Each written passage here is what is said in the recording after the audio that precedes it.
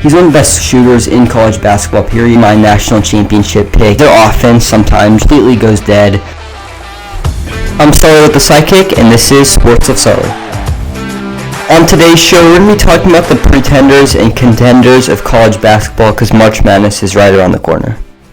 So right now, the number one team in the country is currently Michigan. They are coming off of a big game against Duke, where they fell to number 3 Duke. It was a very close game, the whole game. Michigan and Duke really have two of the top defenses in the country right now. Michigan really held the Duke offense really in check.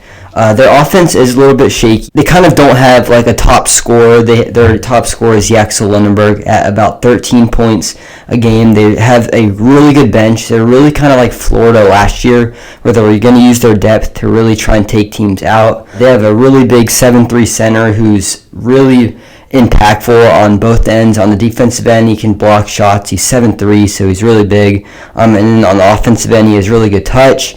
Michigan, like I said, they have a really good defense. They just have all-around great defenders. They don't have a weakness on their defense. Even their guards off the bench, like LJ Kaysen, can really defend well, and they just all-around have a great defense. Moving to number 2, currently the number 2 team is Houston. They're going to drop in the rankings because they've lost 3 straight. They've lost 3 straight for the first time since 2017. They haven't lost 3 straight since 2017.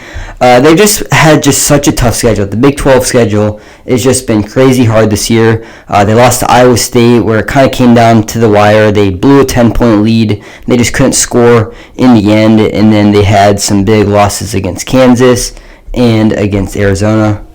And the thing that concerns me the most about Houston is their offense sometimes just completely goes dead. They missed 9 shots in a row against Arizona. They missed 9 shots in a row also against Kansas. And when you do that, you're just putting your defense in such a hard spot. They have a great defense, but whenever you're not scoring at all, it's pretty tough to stay in games, and teams will just go on big runs. Their offense has potential. Kingston Flemings is one of the best scorers in college basketball. He's a freshman.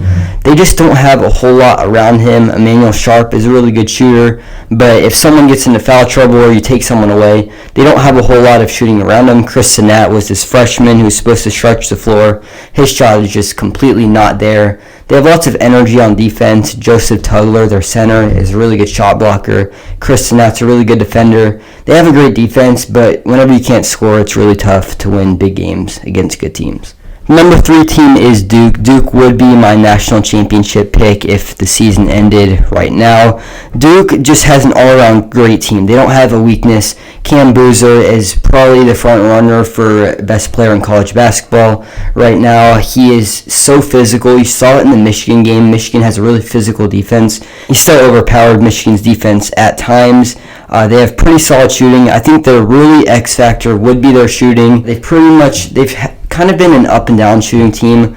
Dame Sarr has been a pretty good 3-point shooter from the corner, but outside, Cam Boozer can stretch the floor a little bit. They do have solid shooting from Caleb Foster and Isaiah Evans, but they're really streaky shooters. They're not really consistent shooters. They don't have that one sharp shooter that can be really huge. But on the defensive end, they're a great defensive team. Dame Sarr, you saw it in that Michigan game. He just completely took Elliot Cadeau out of the game, Michigan's top guard. And great inside defense. They have Patrick Gumba at center, and Cam Boozer obviously is a really good defender. They don't have a weakness on defense, and they really don't have a weakness a whole lot on offense. They just need to shoot the ball well. The number 4 team right now is Arizona. They started like 20-0. They were number 1 for about 2 months. And then Kobe Pete got hurt, and everyone thought that they were going to be out. But then they got a huge win against Houston, where they kind of just used their bench. They have a great defense, one of the best defenses in the country.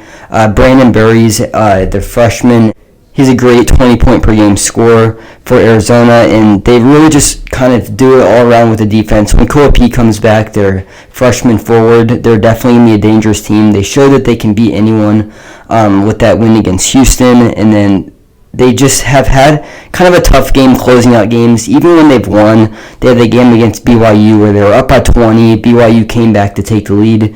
Arizona did hold on to win that game. They've definitely showed that they can finish games. In that Houston game, they really held on to about an 8-point lead late when Houston tried to make a run. So they're definitely capable of it. So a few other teams I want to talk about outside of the top 4. Number 6 right now is Iowa State. Iowa State had a big win against Houston. They're a really interesting team because they beat Houston where they had a crazy comeback. They were down by about 10 points with 6 minutes to go, but then they kind of just got dominated by BYU.